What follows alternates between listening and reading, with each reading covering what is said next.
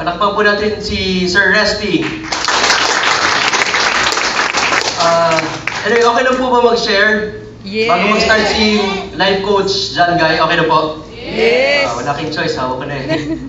So yun, galing pa po kami Manila, so umikot na kami ni life coach John sa Tuguegarao kahapon po, nasa Santiago. Ito po yung last stop ng leaders training ni life coach John dito sa Kawayan. So after nito, tomorrow, babalik na po kami ng Maynila. Okay. So again, konting background lang. Kwento ko lang kung bakit ako nasa AIM Global at ba't ko ginagawa ang AIM Global. Okay lang po? Yes. Again, I'm Paulo Avellana. Lumaki po ako sa Baguio City. Yung mga taga Baguio po ba? Meron po. Yes, dalawa kami ni Tita. So yun, ibig sabihin, taga Baguio, hindi nyo ho ako mabibenta. Nakakaintindi po ako ng Ilocano. Seryoso nyo po? So I'm 34 years old. Mukha na po ba akong 34? Di ba? Di ba? Perfect white ho yan. So, konting background lang ng family ko. Nag-migrate po kami sa Baguio year 1990.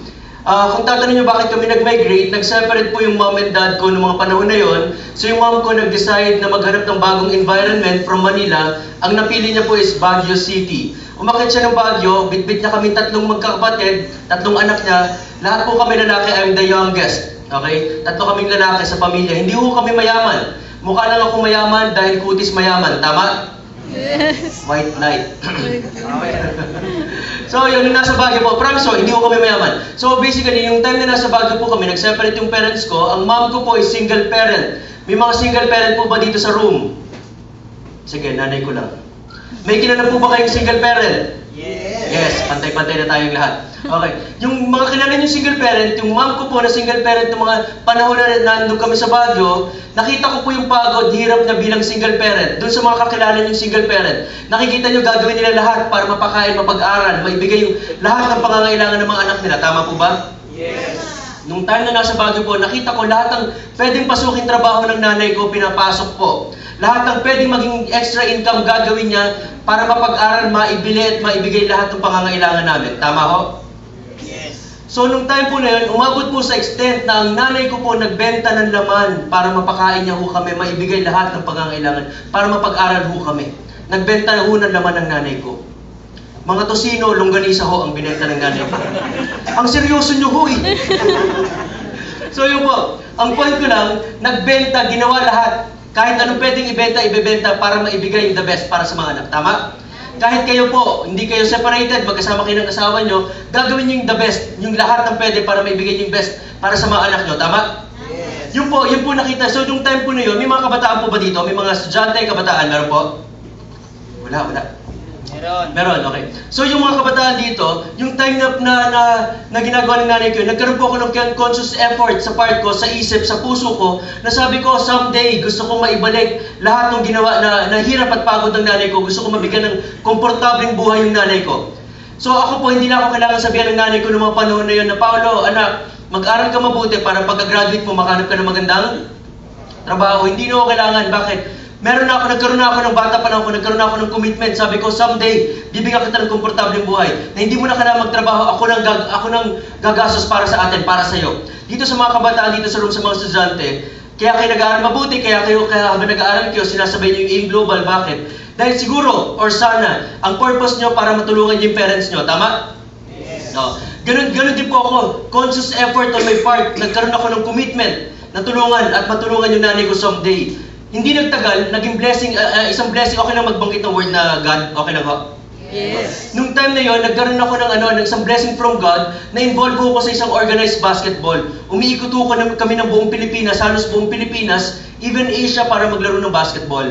Kung familiar kayo sa mga kaidaran ko, kasabayan ko, kung familiar ho kayo sa Metropolitan Basketball Association, yes. Dapat to maglalaro ako, 17, 18-year-old. Isa ako sa mga pinakabatang professional basketball player dapat ng mga panahon na yun. Dapat maglalaro ako.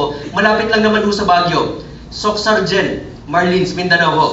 Ang point ko lang po, bakit ko kinuwento na dapat maglalaro ako? Yung time na umikot kami buong Pilipinas, I was earning, kumikita na po ako. Meron akong allowance salary. Ang point ko lang po doon, yung pang tuition fee ko, ako na nagbabayad. Allowance ko nanggagaling na sa akin. Madalas po, nakakapag-abot pa ako ng pera sa nanay ko. Doon po sa mga parents dito, gawin ng anak niyo yun, siya na magpaaral sa sarili niya, malaking tulong po ba? Yes. Hindi na humihingi ng allowance yung anak nyo sa inyo. Malaking tulong po ba? Yes. Ganun po nangyari. So, ibig sabihin, yung commitment ko na gusto kong mabigyan ng komportable at masaganang buhay yung nanay ko, natutupad ko po ba yung commitment ko? Nagagawa ko bata pa lang. Kumbaga napabilis yung commitment ko na mabigyan ko ng komportable buhay yung nanay ko. Isang blessing ni God noong mga panahon pa na yun, pagka-graduate ko po ng college, naghanap po ako ng trabaho sa Maynila. Bakit po Maynila? Taga-probinsya po ako. Ang Kawayan Isabela, tama po ba? Probinsya din. Tama po? Ang tingin natin sa Maynila is land of opportunities, land of milk and honey. Lahat daw ng pwedeng pagkakitaan, lahat ng pwedeng pagkaperahan nasa Maynila daw. Tama po ba? So, noong time po na yun, pagka-graduate ko, naghanap po ako ng trabaho sa Manila. Blessing ni God, noong mga panahon na yun, nakahanap po ako ng isang magandang trabaho sa isang malaking telecommunications company sa Pilipinas. Hindi ko na ho babanggitin yung pangalan. Ayoko magbanggit ng kumpanya. Okay na po? Sa Smart ho ako nakahanap ng trabaho sa mga panahon na yun. I was supposed to be the youngest supervisor of Smart at the age of 21. Youngest supervisor dapat. I was earning 20,000 pesos every month. Malaki, maliit. Okay. 20 years old, 21 years old ako, kumikita ako ng 20,000 pesos. Malaki po yun. 2,000. Ngayon po, 2014, ang 20,000 pesos malaki pa rin. Tama? Sa mga nag-uumpisa magtrabaho, tama? Yes. Ang point ko lang po, yung 20,000 pesos na sweldo ko every month, kalahati po noon, 10,000, pinapadala ko diretso sa nanay ko every month. Religiously, walang patid po. Bakit? May commitment po ako na mabigyan ko na magandang buhay yung nanay ko kahit papano. Tama? Yung 10,000 pesos na pinapadala ko sa nanay ko every month, yun na po ang nagbabayad ng bills namin sa bahay. Ilaw, tubig, telepono, cable, even bill ng nanay ko. Sinagot ko na ho. Ang sa akin lang po, again, yung commitment ko na matulungan yung nanay ko, natutupad ko po ba? Tupad na tupad, di ba? Ang sa akin lang po, di ba malapit dito sa Kawayan yung airport, may airport dito, di ba? Doon kami sasakay ni life coach bukas pabalik na Manila eh. Isipin nyo, just imagine isang aeroplano. Nakakita na ba kayo ng aeroplano? Nakasakay na? Yes. Yung iba po, alam nyo may aeroplano? So yung aeroplano sa runway, bago mag-take off yan, kung nakasakay kayo ng aeroplano, di ba hindi masyadong binubuksan yung aircon? Yes. Hindi pinapagamit yung CR, yung mga ilaw medyo mahina. Bakit? Nag-iipon ng energy. Para pag take off, anong ibig sabihin? Kumukuha ho ng momentum muna bago lumipad. Tama?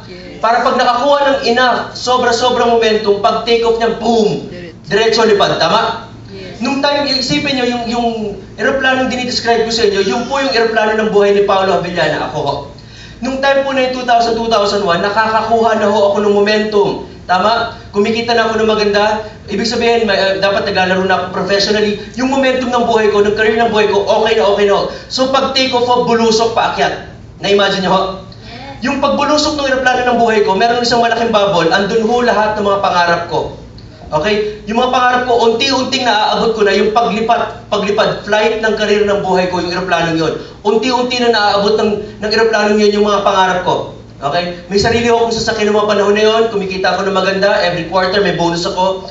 Dapat naglalaro ako sa isang professional basketball league, nakakatulong sa magulang ko, single po, bachelor ako ng mga panahon na yun, even up to today, single pa po ako. May mga single po ba dito? Lalaki. Sabi ko kung single sasagot pa lalaki. Single po ako sa Kawayan. Pag uwi ko naman nila, hindi na ako. Dito na. So, ang ibig sabihin, yung peak ng career ko, nasa tuktok na. Tama? Nasa ang tagal ng rurok ng tagumpay. Tama po ba? Pero pagdating po ng late 2001, nagkaroon po ng life-changing event ang nangyari sa buhay ko. From top to bottom. 180-degree turn. Umikot po ang mundo ko. Nasa peak, nasa rurok, biglang bumagsak ang buhay ko. Kung tatanungin nyo kung ano nangyari, nagkaroon po ako ng isang rare disease. Huwag kayong mag-alala, walang tatakbo, hindi naman ho nakakahawa. Nagkaroon po ako ng special case, special condition. Ang tawag sa sakit na dumapo po sa akin noong mga panahon na yon, late 2001, is optic atrophy. Ano yun? Papaliwanag ko ho. Meron tayong optic nerve. Tama? Yes, tayo lang po magkwentuhan. Nawala na po lahat ng tao. Ang optic nerve, familiar kayo sa optic nerve? Yes. Ang optic nerve, yan ang ugat na nasa likod ng mata natin papunta sa brain na nakakonect. Ang optic nerve ang nagpa-process para makakita ho tayo. Tama? Ang nangyari po sa optic nerve ko, naipit, hindi na dumadaloy ang blood and oxygen. Hindi na ho dumadaloy. So, ibig sabihin, kung ang optic nerve ang nagpo-process para makakita tayo, kung na-impair po yun, naipit, ano mangyayari? Hindi na ho ako nakakakita. Nabanggit po ba ni Sir Resty kanina? Hindi po? Okay, ako na lang magkukwento. Hindi na ho ako nakakita. Out of 100% na sight, 95% na wala na ho, 5% na lang na naiwan ko. Ang tawag po sa amin, visually impaired or legally blind. Bakit visually impaired or legally blind? Ang mga visually impaired or legally blind, yan po yung may nakikita pa kahit konting-konti na lang, pero walang cure para gumaling. Okay? Bibigyan ko kayo ng 3 good news with regard sa sakit ko. Okay lang po ba? Yes. Total, mamaya po pagsalang ni Life Coach John, puro good news pong ang babanggitin niya with regards to his training. Tama? Yes. Unahan na natin ang good news. First good news with regards pag kayo nagkaroon ng optic atrophy. Unang good news ko sa inyo, it is irreparable, irreversible, walang cure, walang surgery, operation, or even gamot para makakita kayo ulit. Meaning to say, panghabang buhay na ho. Okay? Pangalawang good news ko po sa inyo, pag kayo nagkaroon ng optic atrophy, it is 1 in every 100,000 lang po nagkakaroon sa buong mundo. Ganun ka-rare. Dito po sa room na to, wala pa tayong 200, 300 siguro. Tama? Kulang pa ho yan. Mag-ipon kayo ng 100,000, tapos ako nandun isa. Ako mag-isa doon. Sa 1 in every 100,000. At lahat ng tinatamaan po, guwapo. Bulag ka na nga, ang pangit mo pa. Ang hirap naman naman pa. Pangatlong good news ko sa inyo. Naalala niyo yung kwento ko sa inyo tungkol sa nanay ko? Na pinagalahin ko ng commitment pagmamahal. Tama? Na mabigyan ko ng komportableng buhay. Ang pangalan niyo si Tessie, si Aling Tessie. Si Aling Tessie po, sa Baguio nakatira po, kasama yung mga kapatid ko. Si Tessie po is dual citizen. Nasa itsura ko namang may lahi. Tama? Yes. Ang nanay ko po is Filipino citizen and senior citizen. Dalawa naman yun. Yung nanay ko na pinaglahin ko ng commitment pagmamahal, siya pa po ang naging dahilan para mabulag ako. Ang sakit na optic atrophy is hereditary sa pamilya po namin. Ang mga carrier ay mga babae. Kaya ayoko na ng babae. Manlalalaki na lang ako. Ganito ko sa mga girls. Carrier po mga babae, napapasa sa mga anak na lalaki. Tinamaan po ko, pag ang carrier sa pamilya namin, babae, nasa genes po ng mga lalaki, magti-trigger po yan late teens, early 20s, tinamaan po ako 21-year-old. Nasa peak, nasa height ng career ko. Okay? Para malaman nyo, sobrang rare, 1 in every 100,000, halos pinakyaw na po ng pamilya namin. 7 na po kami sa pamilya na may ganito. May dalawa pa po akong pinsan, magkapatid, nasa States, pareho po silang visually impaired or legally blind.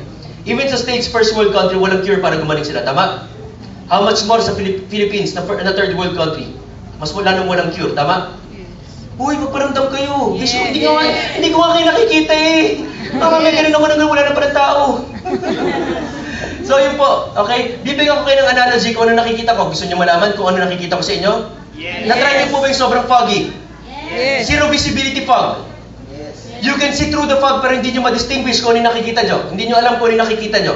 Yes. Pero may nakikita kayo mga shadow, silhouettes, mga ganon. Yes. Ganon po ang paningin ko.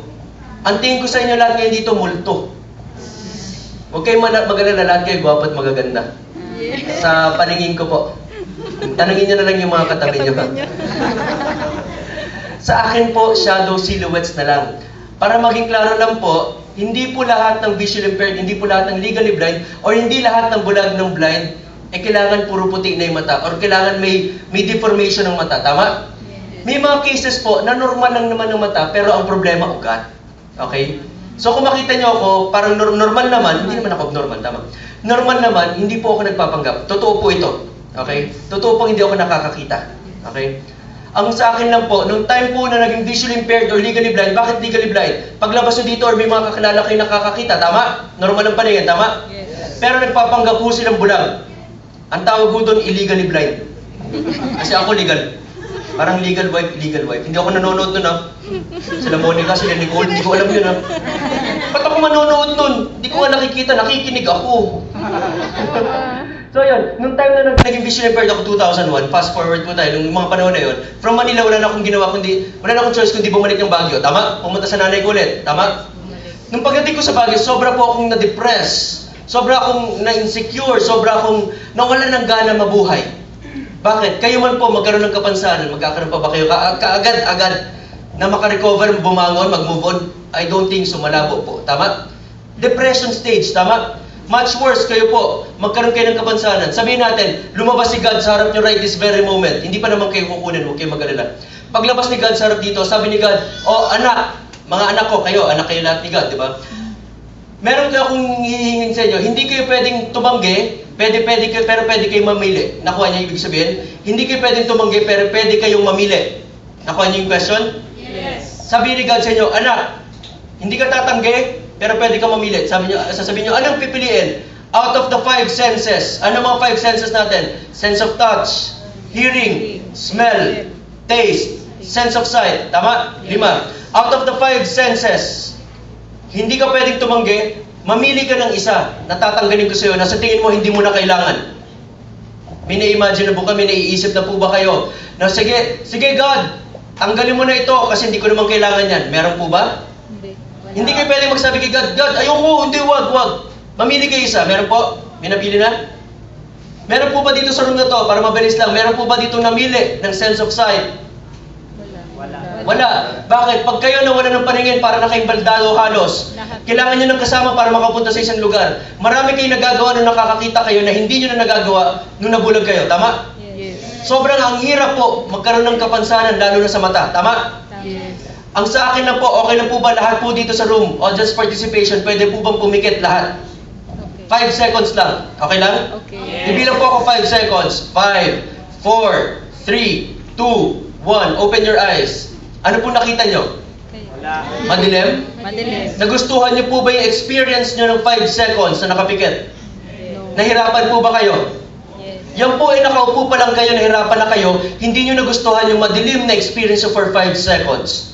Ako po since 2001, today is 2014, tama? Yes. It's been 13 years and counting na na-experience nyo ng 5 seconds na nahihirapan kayo. Yung po ang experience ko for 13 years and counting. Ganun po kahirap. Para makapunta sa harap, kailangan po ng kasama. Hinatid po ako ni Sir Rev para makarating sa harap. Tama? Yes. Nadapa pa po ako. Okay? Ganun po kahirap ang kondisyon ng mga visually impaired or legally blind.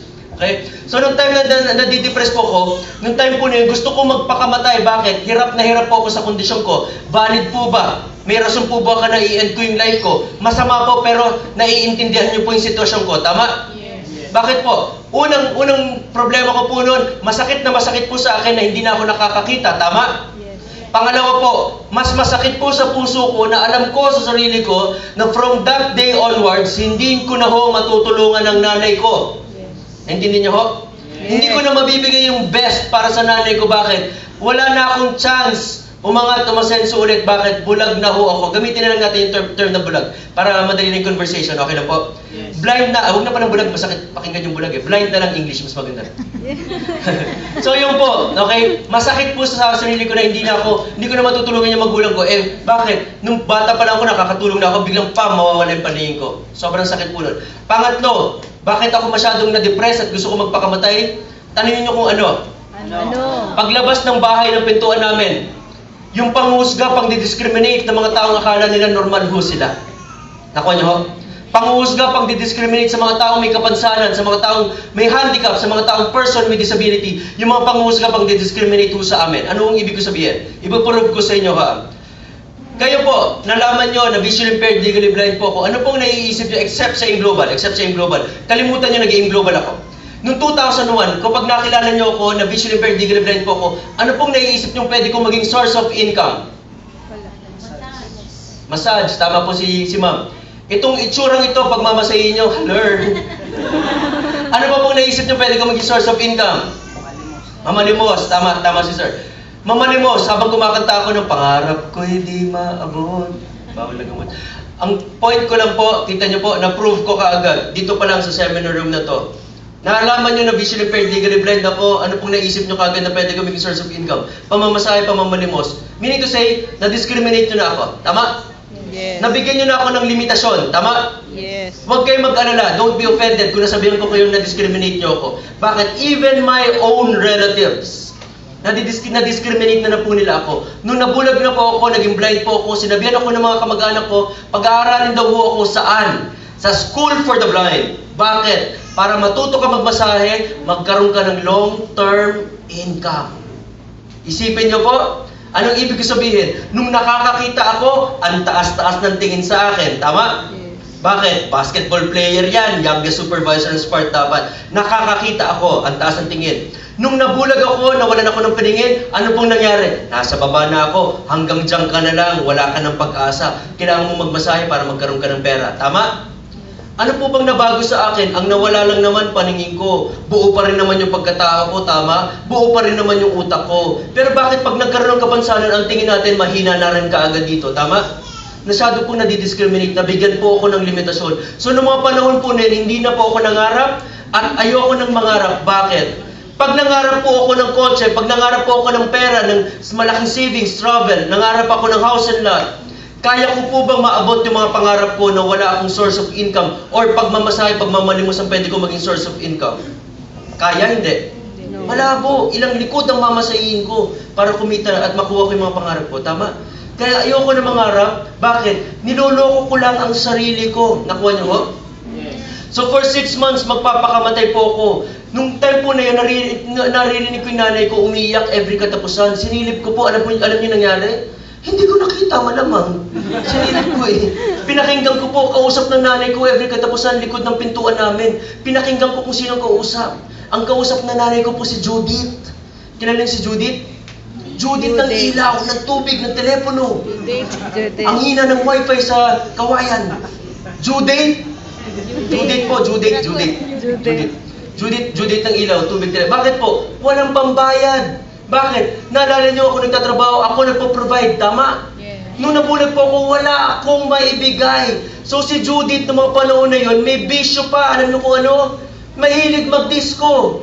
Disconnection date, may disconnection date na rin ho kami. Bakit wala akong mabigay? So lalo ako nade-depress. Na-imagine nyo? For 6 months, magpapakamatay po ako. Lahat ng pwede kong inumin, tinago na ho ng nanay ko. Bakit? Gusto kong i-end yung buhay ko. Feeling ko, pag namatay ko ako, makakatulong ako sa nanay ko. Ano yun? Mawawala na siya ng obligasyon na hindi niya kailangan pakainin suporta ni San Paulo Avellana. Tama? So, nung time na po yun, so sobrang depressed ko, hindi ako nagpe-pray kay God. Kinakusap ko siya pero inaaway ko. Lagi ko siyang kina-question, bakit ako? Bakit mo binigay sa akin itong kapansanan ito? Bakit mo ako binulag sana mga kapatid ko na lang?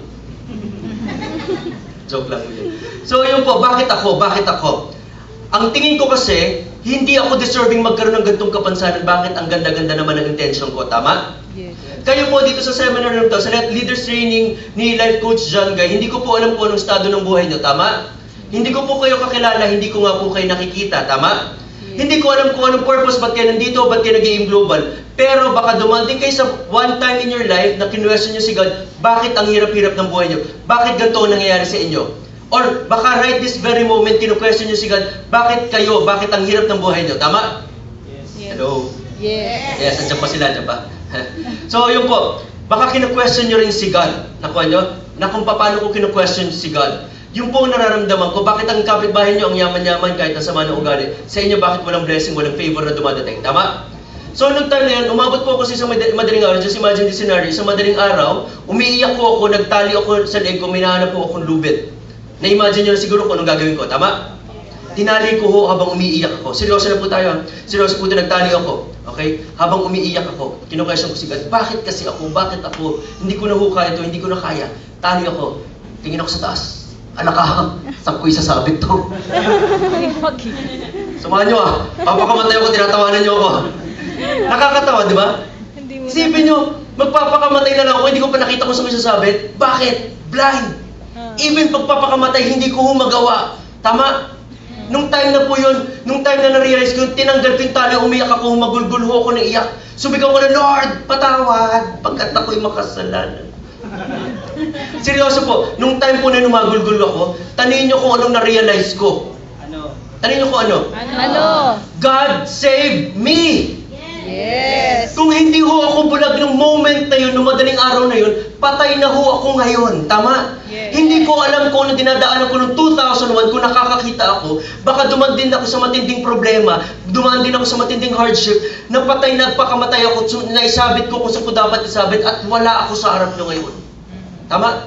Yes. Andito ho ako, buhay ho ako, andito ako sa harap nyo ngayon. Kung namatay ho ako, mababawasan ng mga taga-kawayan na makakakita ng isa pang gwapo. Yes. Yeah! Yeah! Plastic nyo. No. Nawala tuloy ako. So, yun po, okay?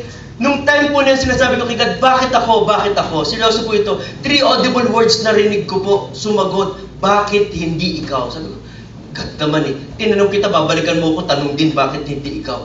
Pero nung na-realize ko, oo nga naman. Ano bang ginawa ko para i-question ko siya? Naintindihan nyo?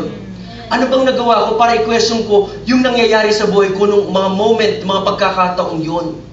Kung kayo po nahihirapan sa buhay nyo, tinatanong si God, bakit kayo? Balikan din kayo ni God ngayon ang sagot, bakit hindi kayo? Ano bang nagawa nyo para sa tingin nyo hindi kayo maging deserving? Kung dumadaan kayo sa mga trials, problems, hardships, kung sa tingin nyo wala pang pay-in, ang daming rejections, ang daming objections, ang daming discouragement sa buhay nyo, baka tinatanong si God, bakit kayo? Ang sasagot niya sa inyo, bakit hindi kayo? Nakuha nyo? Alam nyo, na-realize ko noon, kailangan ko lang pala makita yung message ni God behind my mess. Yung mga panahon na yung puro mess, kaguluhan lang nangyayari sa buhay ko. Tama? Kailangan ko ma-realize yung message ni God behind my mess. Kung kayo dumadang kayo sa mga problema ngayon, don't quit, don't stop. Huwag kayo mapagod, huwag kayo mainip. Bakit? Kailangan nyo rin ma-realize yung message ni God behind your own mess. Kailangan nyo ma-realize yung purpose, yung reason, ba't tayo inaalaw sa hardships, sa trials, sa pains, sa sufferings ni God. Yun po na-realize ko yung purpose, yung reason, tinanggap ko yung purpose, yung reason, pinakinggan ko kung ano yung purpose, kung ano yung reason ba't ako inalaw na magkaroon ng ganitong kapansanan. Alam niyo kung ano na-realize kong purpose? Tanong niyo kung ano? Ano? God is preparing me for greater blessings. Hinahanda niya ho ang puso ko. So kung kayo dumadang kayo sa mga trials niyo, don't give up. Bakit? Hinahanda each and every one of you for greater blessings. Hinahanda ho kayo, tama? Kung kayo padala ni God ng sobrang blessings ngayon at hindi handa ang mga puso nyo, mawawala rin kagad yan. Tama? Huwag kayong mainip. Huwag kayong mainip. Hinahanda, minumold tayo. Tama? Yung po na-realize ko, kaya andito ako sa harap nyo. Nung time na na-realize ko po yun, bumangon ako, nag-move on ako, nag-decide ako, natanggalin ko yung negative label na binigay ng society sa akin, sa pagkatao ko, na handicap, person with disability. Tinapong ko po yun, hindi ko hinayaang mailagay sa katawan ko yung negative label na yun. Tinapong ko, pinasunog ko yan. Hindi ako blind. Ano kung may tao sa likod? Sabi ko ba yung sasalita? So, yun po. Tinanggal ko yung negative label na hanggang dyan ka na lang. Tinanggal ko yung sinasabi ng mga tao na may limitasyon. Wala. Tinapong ko po yun. Bakit? Ang sabi ko sa sarili ko, isang sense lang ang nawala. Tama? Yes. May 4 pang natira. Mas marami. Bakit ako magfo-focus doon sa nawala? Na pwede naman ako magpasalamat doon sa 4 na natira. Yes. Ang sabi ko sa sarili ko, hindi ko hahayaang maging hadlang ang pagkabulag ko para maabot ko ulit ang mga pangarap ko. Ang sabi ko sa sarili ko, okay lang umiyak araw-gabi kung bawat patak ng luha ko lalabas 1,000. Hindi ho eh, nung natuyo ang nakuha ko, muta lang. Nakuha niyo yung point ko? Ang sa akin lang po, okay lang po ba i-share? Okay pa po ba? Okay pa kayo? Yes. Okay lang po ba i-share? 2 lesson na natutunan ko pagiging blind.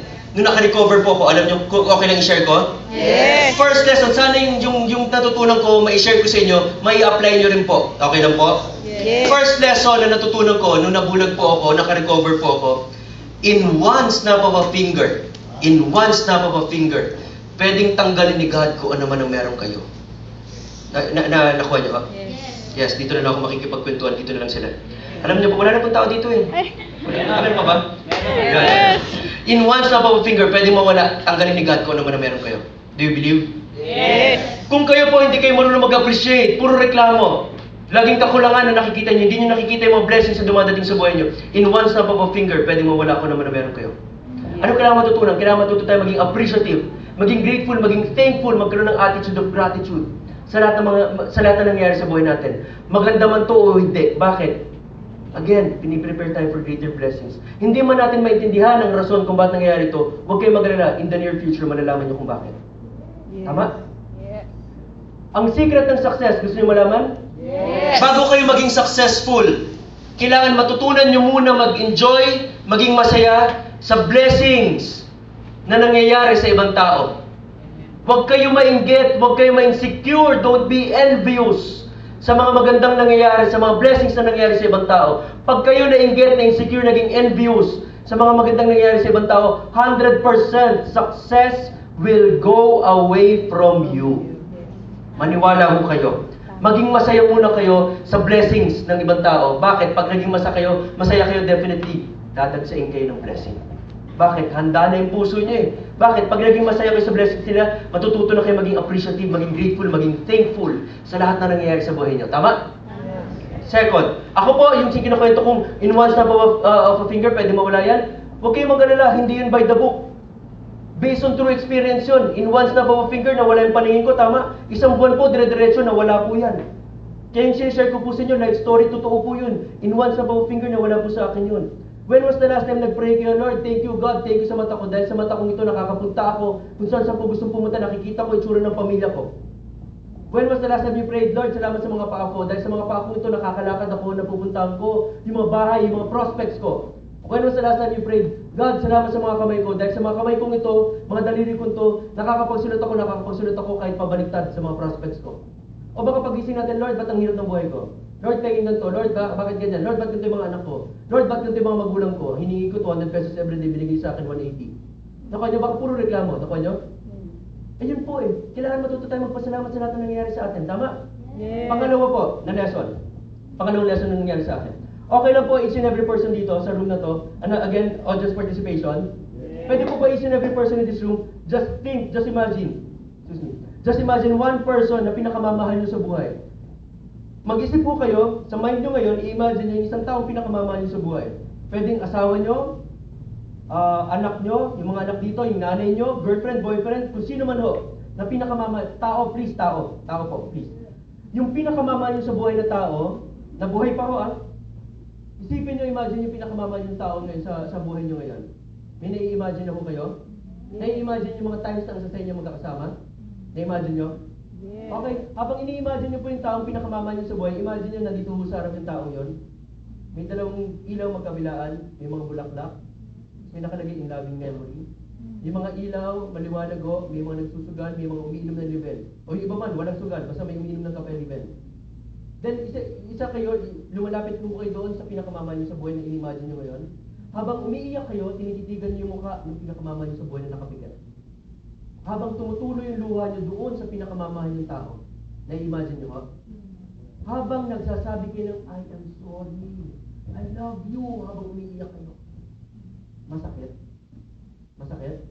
Yes. Uy, masakit? Yes. Bakit po? Hindi na narinig. Ba't binyo? Yan. Patay na, tama? Hindi na nga maririnig.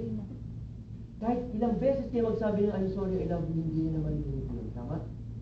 Hindi ho kayo umiiyak dahil patay ng pinakamamahal niyo sa buhay. Umiiyak ho kayo dahil ang dami niyong gustong sabihin, ang dami niyong gustong gawin, hindi niyo nasabi, hindi niyo nagawa. It's too late. Huli na ang lahat, tama? Bakit hindi natin matutunang i-appreciate yung mga taong pinadala ni God na napalibot sa atin? Yung mga mahal natin sa buhay, yung asawa, yung anak, yung mga magulang nyo, habang naandyan sila. Yung mga opportunities na dumadating sa buhay natin, habang naandyan sila. Tama? Bakit natin malalaman, ba't kailangan pa natin malaman yung halaga ng mga taong pinadala ng Diyos, yung mga opportunities na pinadala ng Diyos sa buhay natin, kapag wala na sila? Tama? Mas masakit, magsisi sa huli. Tama?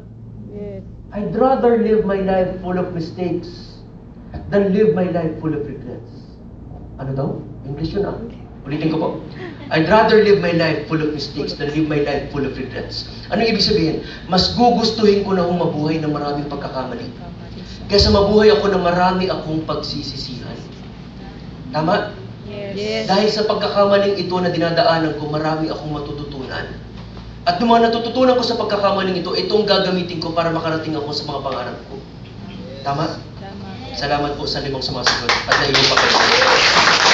So, nung point na natutunan ko po lahat yun, alam niyo, natuto kong mag-appreciate ng lahat ng tao. Natuto kong i-appreciate yung buhay na meron ako. Natuto kong i-appreciate yung 4 na sense na meron na po ako. Nag-move on po ako. Fast forward. Okay? May na-meet po akong tao. 4 or 5 months ago, may nag-meet po akong tao, life-changing event. From bottom up, umikot na po ngayon, bumaliktad na ulit, bumalik na sa dati. 180 degree turn, from down, bumalik po ako sa taas. Okay? Ano po nangyari ng mga panahon yung 4 or 5 months ago? May na-meet po akong tao, present sa akin, ano po, AIM Global. Pinakita po sa akin for how many minutes pinapakita sa akin yung AIM Global Present. Pakita pa, bilog, kung ano naman yung gano'n. Sulat, 1.5, gano'n. Ito, produkto, C24, Liven, White Light, gano'n, pakita po. Sabi ko, tama na yan! Sabi niya, bakit? Hindi mo makita. Eh, hindi ko nga nakikita yan eh. Pakita ka ng pakita, hindi ko nga nakikita. Nagalit ako pakita pa. Parinig, pwede pa. Hindi ko nakita, pero ano yung nangyari? Pinaniwalaan ko. Naniwala ako doon sa tao nagpakita sa akin. Ginawa ko ang AIM Global, pinag-aralan ko yung AIM Global. Bakit? Tanong niyo kung bakit ko ginawa. Bakit? Sa AIM Global, walang diskriminasyon. Yes! Sa labas dito ho, dito po sa room na ito, walang diskriminasyon. Lahat tayo dito na naka-enclose tayo dito, tama? Yes. Kung ilan man ho kayo, hindi ko alam, walang diskriminasyon sa room na to. Paglabas natin dyan sa pintuang ito, puro diskriminasyon dyan. Maniwala kayo, kahit ho kayo walang kapansanan, paglabas nyo dyan, nadidiscriminate kayo. Bakit? Baka out of school youth ka, hindi mo kaya to sa labas, tama? Tama. Para makakaroon ka ng source of income dahil out of school youth ka, Jollibee. Tama? Janitor. Ganun lang ang pwede sa mga out of school youth. Tama? Housewife ka, madidiscriminate ka sa labas. Bakit? Ang alam mo lang mag-alaga, magluto, maglinis ng bahay. Tama? Yes. Yung mga security guard, ang alam mo lang magbantay.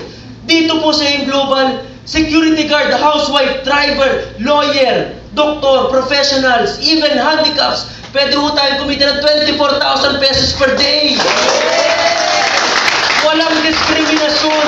Ang point ko lang kung walang AIM Global at hindi ko gagawin ng AIM Global, saan nyo ako ilulugar? Ilang likod ang mamasayin ko para kumita ako ng 24,000 pesos every day?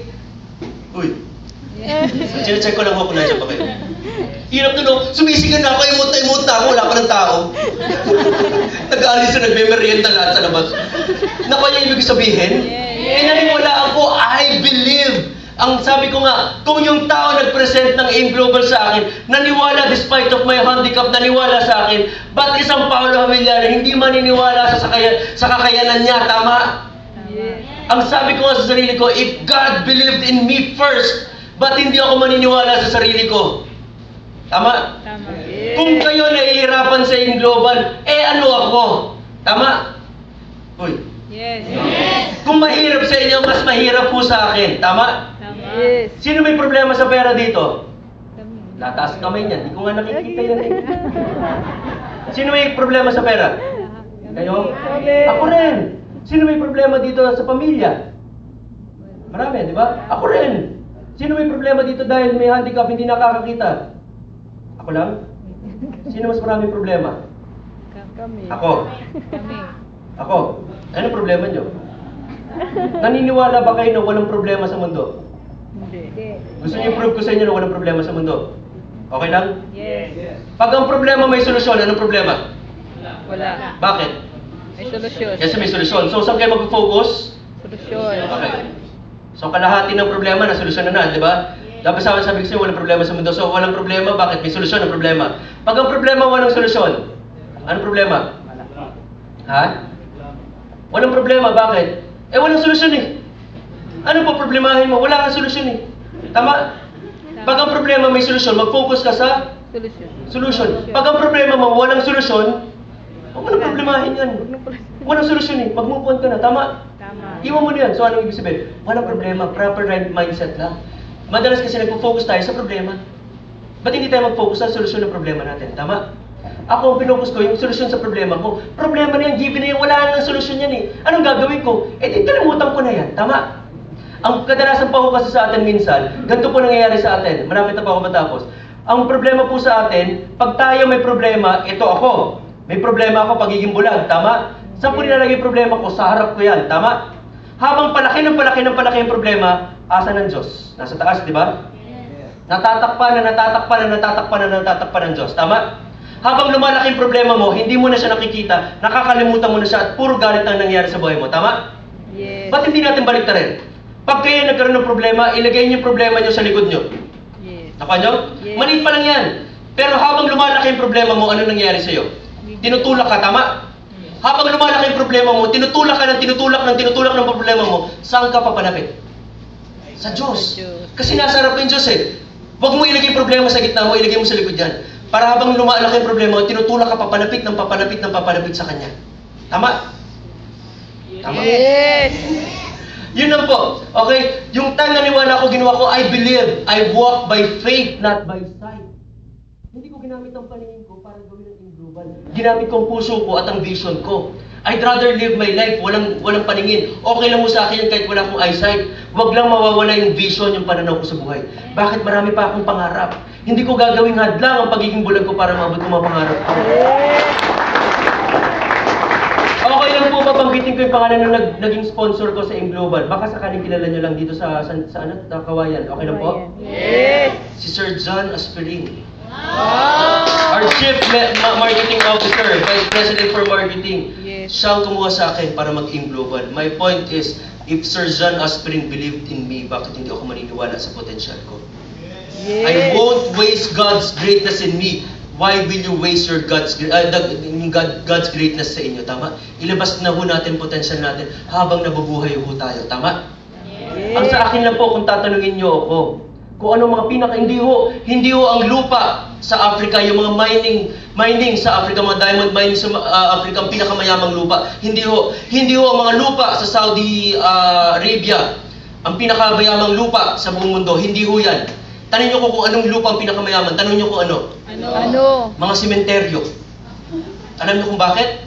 Nakabaon sa ilalim ng sementeryo ang mga kantang hindi na nagawa. Ang mga movies na hindi na nagawa. Ang mga negosyong hindi na nagawa, ang mga pangarap na hindi na nailabas. Bakit? Naisama na ho sa libingan. Tama? Tama. Bakit natin nahahayaan tayong bawat isa dito, yung mga pangarap natin maisasama ibabaon? Sira ba yung mic? Hindi. Bulol lang ako. Yung maibabaon tayo sa libingan natin, bakit natin pati mga pangarap ay hayaan natin maibaon na? Tama? Bakit hindi habang nabubuhay tayo, ilabas na natin yan? Nakuha nyo? Yes. Ang sa akin lang po, again, I walk by faith, not by sight. Kayo po, dito, nakakakita kayo, tama? Yes. Dahil nakakakita kayo, ang dami nyo pang ina-analyze sa marketing plan, sa products, sa mga prospects, lahat po, ang dami nyo ina-analyze sa buhay nyo, tama? Tama. Maniwala ho kayo sa akin, too much analysis will lead to paralysis. Sa kaka-analyze nyo, mapag-iiwanan na ho kayo. Tama? Ang sa akin lang po, stop complaining, stop reasoning, stop blaming, stop justifying. Kaya bakit marami pang hindi kumikita sa Global? They always reason out, they always complain, they always justify. Ang dami excuses, tama? Bakit hindi natin gawin? Start working to start earning. Magtrabaho na tayo, tama? Kung meron dito sa room na to na pwedeng mag-reason out, sino? Ako. Hindi ko kaya gawin yan, bulag ako. Kung meron dito pwedeng mag-complain, ako. Hindi ko kaya yan, ang hirap niyan, tama? Kung pwedeng meron dito mag-justify, ako. Bakit? Hindi ko kaya yan, magpapahinga na lang ako sa bahay, baka masaktan lang ako.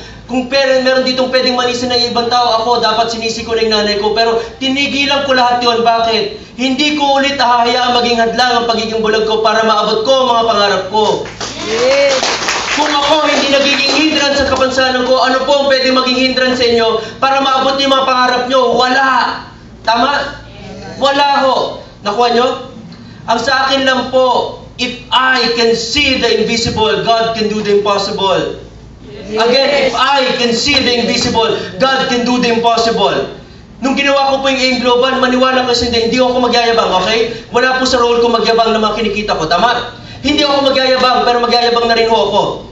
Naalala niyo yung binibigay ko sa nanay ko every month na nakakakita ako? Yes. Huwag niyo na sabihin ko magkakano, pero naalala niyo po? Yes. For 2 months straight, and tuloy-tuloy na po ito ha, for 2 months straight, okay? Every week, yung binibigay ko sa nanay ko na nakakakita ako monthly, ngayon po every week, and I am blind. Yes. Power! Power!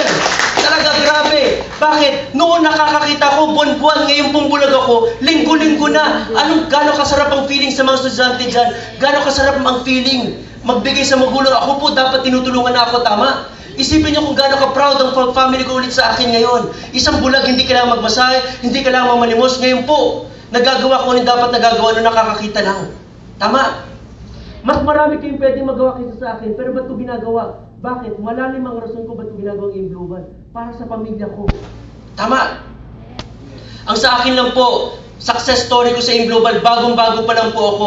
Pero I've been traveling almost all around the Philippines na po. Umiikot na po ako, ang dami ko na napuntang iba-ibang lugar, Laguna, Bicol, Cavite, Davao, Tagum, kung saan-saan pa po. Ngayon po nasa Isabela, Tuguegarao, next week Bacolod, Iloilo, Antique, Palawan, Pluto, Mars, Venus, Neptune, kahit saan po.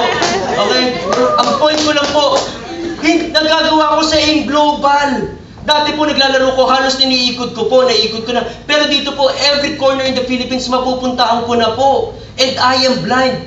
Bawat ikot ko, tinatanong sa akin sa Manila, kamusta? Hindi ako nakakapag-sightseeing.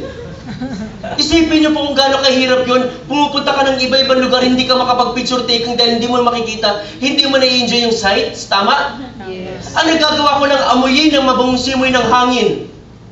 Pero wala po kung pakialam kahit hindi ko nakikita yung mga magagandang tanawin. Mas importante po sa akin, yung mga kagaya nyo na nasa harap ko ngayon, na malaki matutulong ko para maabot nyo yung mga pangarap nyo. Ang sa akin lang po, ulitin ko kung ako nagagawa ko, ba't kayo hindi? Kung ako global ambassador, ba't kayo hindi pwede maging elite global ambassador kaagad? Tama? Tama. Bakit pa? Stop complaining, stop reasoning, stop blaming, stop justifying. Let's all start working to start earning. Tanggalin na natin yung puro reklamo. Tama? Yes. Ang point ko lang po, andito na, living testimony. Walang nauna, walang nahuli sa AIM Global. Tama? Ang AIM Global po, hindi po 200-meter dash. Na pag nauna ni mga top earners from Manila, yung mga top earners nationwide, yung mga Hall of Famers, sila, kilala niyo po ba sila Upline Rodel Ganaban? Yes. Kung nauna na sila Sir Resty, yung mga top earners dito sila Sir Ariel, ng Kawayan, pag sila nakarating na sa finish line, uwian ang laban, tapos na. Hindi ho. Ang AIM Global is marathon. May mauuna, may mauuli, pero lahat tayo makakarating sa finish line. Huwag lang kayo mag-quit. Tama? Yes. Nauna na nga lang sila. Pero lahat tayo makakarating sa finish line. Tama? Yes. Pag may nauna, merong susunod. Tama? Yes. Pag may nauna, merong susunod. Susunod. Sabihin niyo, pag may nauna, merong Susunod. pag may nauna, merong Susunod. sino susunod? Tayo. Ganun Ay. kayo. Ako muna. Nagmamadali. Ang point ko lang po, walang nauna, walang nahuli. Lahat tayo makakarating sa finish line. Huwag lang kayo mag-give up. Huwag lang kayo mag-give up. Tama? Yes. If God did it for Rodel Ganaban, if God did it for Sir Ariel, if God did it sa mga top earners ng AIM Global, sa mga Hall of Famers, He will do it and He is doing it for me. If God did it for them and He is doing it for me, He will do it for you, for you, for you, for you, for all of you. Think big, dream big, see big. I mean, think big, dream big, see even bigger. Nakuha nyo? Hindi importante ang paningin para makakita. Importante ang pananaw, ang vision, lawakan nyo. Libre na nga lang yan eh. Liliitan nyo pa, tama? Mangangarap na nga lang kayo, na nga lang libre, mga liliitan nyo pa. Lawakan na natin, tama? Yes. Sorry, hindi na pala libre mangarap ngayon. May bayad na, 6 pesos. Kita nyo, pati mangarap, may bayad, 6 pesos. Alam nyo kung bakit? Sabi po ni Angeline Quinto, sais ang pangarap. Sais daw, 6 pesos. Sa isa. Hindi nagbayad ng wifi dito, no? Wala, hindi makakuha. Hindi masagap. Yun lang po, okay? Maniwala kayo, kaya natin ito. Kaya nyo. Maniwala lang kayo, huwag nyong bigyan ng limitasyon ng sarili nyo. Nakuha nyo ho? Yes. Doon sa mga bagong nag-AIM Global, may mga bagong po 1, 2, 3 months pa lang. Yes. Meron po? Yes. Again, ako po, 4 months. Ganito nangyayari sa akin. Sa inyo po, mas marami pwede mangyari sa inyo kaysa sa akin. Tama? Mas marami kayong pwede magawa kaysa sa nagagawa ko. Tama? Huwag niyong limitahan ang sarili niyo. Sa mga bago po dito, ihanda niyo na pa yung shade sunglasses niyo habang ginagawa niyo AIM Global. Tanong niyo kung bakit. Bakit? I know for a fact, your future is bright with AIM Global. Baka masilaw mo kayo. Yes. Dahil sa AIM Global, hindi na ako nagpapatawag na handicap. Tanong niyo kung ano na. Ano? I am handy-capable. Yes. Dahil sa AIM Global, hindi na ako papapayag na bansagan niyo akong person with disability. Tanong niyo kung ano na. Ano? I'm a person with different abilities. Yes. At tapos po ako, may girlfriend ako. Pasensya na dun sa lalaki kanina nag-yen. Di mo, wala na, kamukha mo. May girlfriend ako, 4 years na kami. Okay? Isipin niyo yung girlfriend ko. Nagdo-doktora po yun. Okay? Ang mananay tatay niya, doktora pareho. Mayaman. Isipin niyo, kung walang AIM Global, ano pwede ko may bigay sa kanya? Wala. Tama? Yes. Ang naipangako ko lang sa girlfriend ko nung walang in global, alam niyo ko, no? Magandang lahi lang ho. Subukan niyo pumalag. Magandang lahi lang ho. Pero nung dumating ang in global, given na yung magandang lahi, pero nasisigurado ko mabibigyan ko ng magandang kinabukasan mapapangasawa ko. Yes! Ito po, nung nabulag po ako 2001, ayoko na ho magkaroon ng anak. Bakit? Nakatatakot ako na magkaroon ng anak dahil hindi ko makikita ang itsura na magiging anak ko. Tama? Yes! Masakit ho, hindi mo makita yung itsura ng magiging anak mo, lalo na sa rilit dugot laman mo yan, tama? Doon nga sa mga magulang dito nakikita niyo yung itsura ng anak niyo eh. Pag nakikita niyo, minsan nasasaktan pa kayo sa itsura eh. Ako pa kaya hindi ko nakikita. joke lang. Pero dahil sa in global, wala na ho akong pakialam kahit hindi ko makita yung itsura ng magiging anak ko habang buhay. Dahil nasisigurado ko mabibigyan ko ng napakagandang kinabukasan magiging anak ko. Yes! Tama? Kung kayo, pangarap niyo ba magkaroon ng dream car? Yes! Kayo, dream car. Ako, mas matindi. May dream car na ako, may driver pa ako. Yes! Mas matindi pangarap ko, dalawa. May driver. Ang sa akin lang po, again, wag nyo nang intaying mabulag pa kayo para makita nyo yung nakita ko. Tama? Yes! Wag nyo nang intaying mabulag pa kayo para makita nyo yung nakita ko. Yes! Again, I'm Paolo Villana. You've been a great audience. Thank you, to God be the glory. Thank you. Ayan, once again, palakpakan